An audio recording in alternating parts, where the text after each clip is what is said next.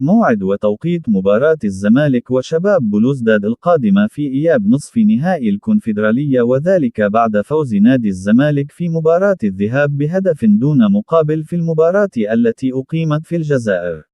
وسيلتقي نادي الزمالك مع شباب بلوزداد الجزائري في إياب نصف نهائي الكونفدرالية يوم الجمعة المقبل 17 إبريل في 6 مساء بتوقيت القاهرة، 7 بتوقيت السعودية، وقطر 8 بتوقيت الإمارات، 5 بتوقيت الجزائر، على استاد القاهرة الدولي. وستذاع المباراة عبر قناة BN سبورت القطرية.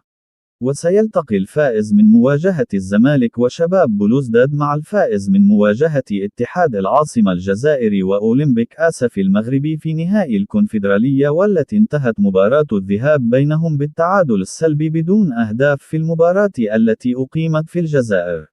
وسيلتقي نادي الزمالك بعد مباراة شباب بلوزداد القادمة مع بيراميدز في مواجهة قوية في منافسات الجولة الثالثة من المرحلة الثانية في الدوري المصري يوم الخميس 23 إبريل، حيث لن يلعب نادي الزمالك مباريات في الجولة الثانية من المسابقة. ويحتاج نادي الزمالك للفوز أو التعادل بأي نتيجة في مباراة الإياب القادمة من أجل حسم التأهل رسميا لنهائي الكونفدرالية، وذلك في مشوار الفريق نحو تحقيق اللقب للمرة الثالثة في تاريخه.